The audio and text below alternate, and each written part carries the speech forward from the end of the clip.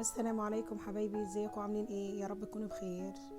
النهارده هنعمل مع بعض حاجه جميله قوي كده، هتشوفوها كده ما شاء الله عليها، شايفين النتيجه تحفه.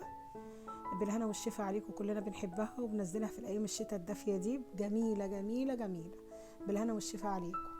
هنعمل مع بعض المحوجه يعني في ناس بتجيبها كده من بره من الفرن، بس انت ما تعمليها في بيتك اكيد احلى واطعم بكتير.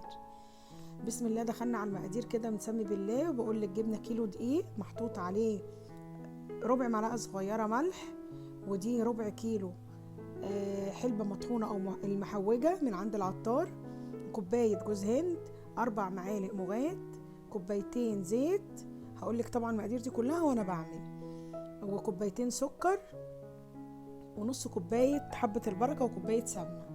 تعالي أقولك واحدة واحدة كده هنعمل إيه على النار بالراحة كده. هننزل كوباية السمنة على النار، هنحطها في طاسة كده ونسيبها طبعا لما تسيح. السمسم بنجيب كوبايتين سمسم ابيض، بنحطه برضو على النار على السمنه.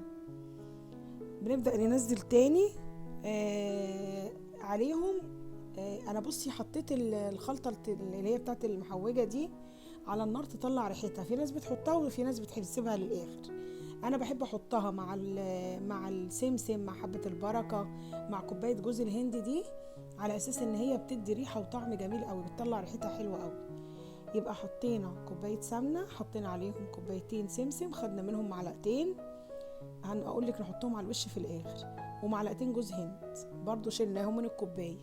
حطينا كوبايه سمنه، كوبايتين سمسم، كوبايه جوز هند، ودي كوبايه حبه البركه.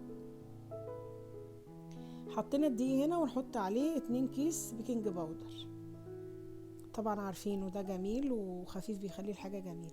وصلنا للون ده كده واحنا بنقلب على نار هاديه، عشان اوعوا يا جماعه ايدك تسيبها، لان السمسم بيتحرق، حبه البركه بتتحرق، جوز الهند ممكن يتحرق منك بسرعه. لما وصلنا للون اللي وريتهولك ده، بنرفعها من على النار، بنفضيها في طبق مكانها. برضو بنحط كوبايتين الزيت يسخنوا على النار، يبقى حطينا كوبايتين الزيت على النار كده. انا بجيب الدقيق المنخول كويس وبحط عليه 4 معالق مغات، اللي هي المغات يا جماعه، مش الحلبه، المغات اللي عند العطار بتاعت السبوع، هي غاليه شويه بس هناخد منها 4 معالق بس. بنقلبهم مع الدقيق وبننزل عليهم كوبايتين من الزيت. الزيت طبعا احنا سخناه شويه على النار عشان ينزل يفور كده على الدقيق ويديكي طعم العجين جميل، مش ان انت تحطيه بارد، مش هيبين طعم الدقيق والعجين في التسويه ابدا، ويطلع ريحه المغات اللي احنا حطيناها. انا هكلمكم بالراحه كده يا جماعه، واحده واحده. حطينا الدقيق، بيكنج باودر، ملح، 4 معالق من المغات. ببدأ اقلبهم كويس كده، بس عشان خاطر الحاجة سخنة مش قادرة احط ايدي فيها دلوقتي، هلبس دلوقتي جلافز واعجنها لكم بايدي كده، بس انا بحاول ابردها شوية بالمعلقة وبحطها.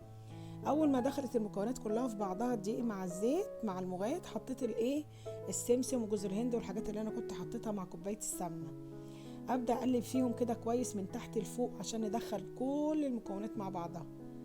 بصي كده وخلصت انا كده، بجيب كوبايتين من السكر بودرة، تقدري تقللي منهم شوية لو انت بتحبهاش مسكرة. يعني انا لو حطيت 2، لو انت حطيتي مثلا عايزة 2 الا ربع تبقى حلوة قوي.